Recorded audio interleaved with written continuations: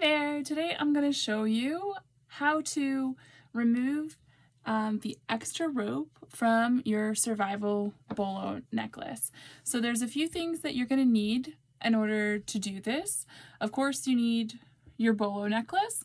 You're also going to need a lighter, a pair of scissors, and a ruler. If you don't have a ruler, you could also use just a regular piece of printer paper. So first things first, we're going to start with taking off your extra rope. So we'll set these things aside for now. And if you look at the back of the rope, you'll see that one end is clean and the other end is where your knot is. And actually with paracord, you don't really need to tie a knot. We end up clipping the ends and then melting them together with the lighter, and that's what holds them in place. So we're going to start by removing those. And I'm going to show you on a different necklace that I've already prepared. This one has a pink bolo cord, and then it has this bright orange paracord around the neck for the braid, and I figured it would be a little bit easier to see the difference with the two colors. So here you have the end, and we'll just start by loosening that up. Sometimes it's a little bit tricky and it's stuck together, but if you just wiggle it around a little, it will eventually come loose. And voila. So now what we're going to do is just unravel this cord. It comes off pretty easily. It's actually a simple fishtail braid where you just go over and under. So we'll just unravel it all. I like to sometimes slide down my bolo to the very end. That way it's just out of the way and it makes things a little bit easier.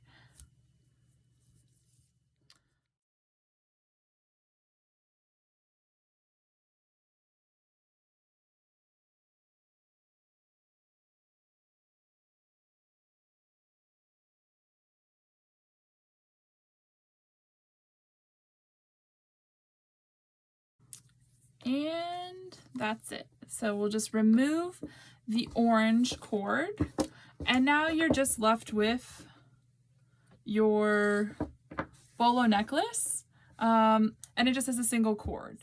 And now I'll show you how to reattach your paracord rope to your necklace. So first things first, you want to find the center of your pink cord here. So I match up the bottom of my bolos and the top here, so I know approximately where the top is. And now we're going to measure out 10 inches of the rope. So here you can use your ruler and you can measure out approximately 10 inches, or if you don't have a ruler, most pieces of computer paper, printer paper, are usually 8.5 by 11. So you can just measure down almost to the end and kind of estimate. It doesn't have to be perfect. It's not the end of the world if it's a little longer or a little shorter. So with one hand, I'm going to hold my place. The other hand, I'm going to bring the end around and fold it in half. I'm going to match up the center of this with the center of my necklace, and then I'm going to pinch the cord together. So you can see here, this is going to be the length of your braid. So now what I'm going to do is change hands because I'm right-handed. If you're left-handed, you'll probably be doing the opposite. So I'm going to pinch with my left hand, and with my right hand, I'm going to take the orange cord and bring it behind the pink. And this is where we're going to start our fishtail braid. So now I have the pink cord as one strand, and that 10-inch section is going to be the other strand of our braid. With the long piece, we're just going to be going over and under, wrapping around the two cords.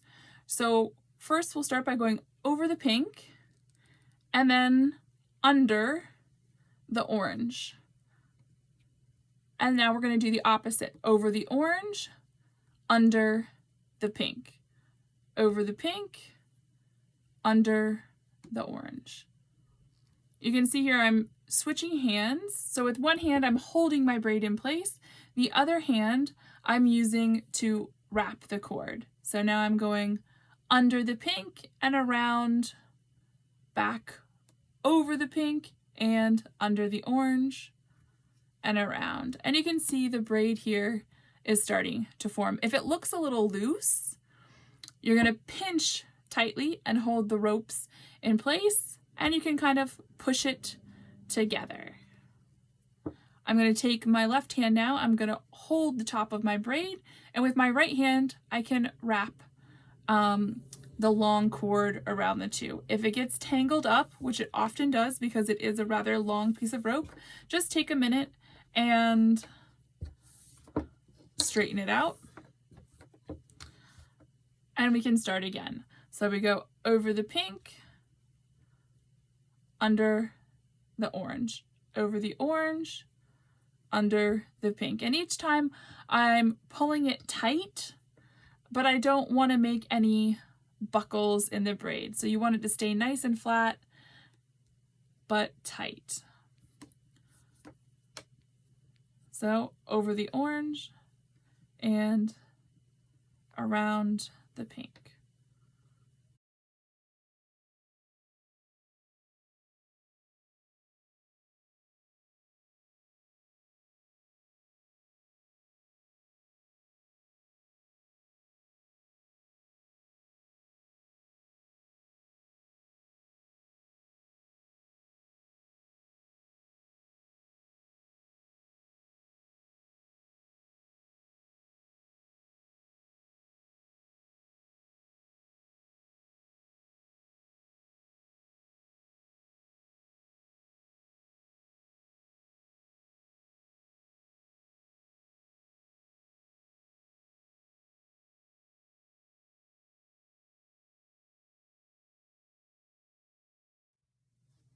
So now you can see we're almost to the end. There's just this is my short piece, and this was the long end of my rope that I'm braiding with. So I'm gonna go over the orange, under the pink, back over the pink, and now because I have just this little tail left, I'm going to tuck it in between the two. It's just basically tying a single knot here. So I went over the pink, in between the pink and the orange, and now both pieces are sticking out this little hole in the bottom. And that's what you want it to look like. You want both of them to be together. So what I'm going to do now is hold on to those. I'm going to pull everything as tight as I can. And now I'm pinching with my left hand, take my scissors, and I'm going to trim these ends. And I'm going to trim them pretty short.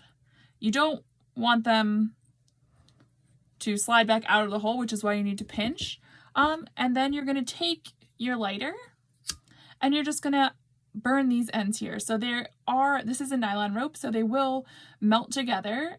And once they're nice and hot there, and you can see they're starting to melt, you're going to take the back of your scissors and you're just going to tap them in place. And mine slid down just a little bit, so I'm going to push it back together. And just to make sure it's secure, I'm going to light it one more time. And then tap it in place. And that's it. So now you're done. You have your completed fishtail braid holding your extra survival rope on your bolo necklace. These little pieces can be thrown away, and now it's ready to be worn again.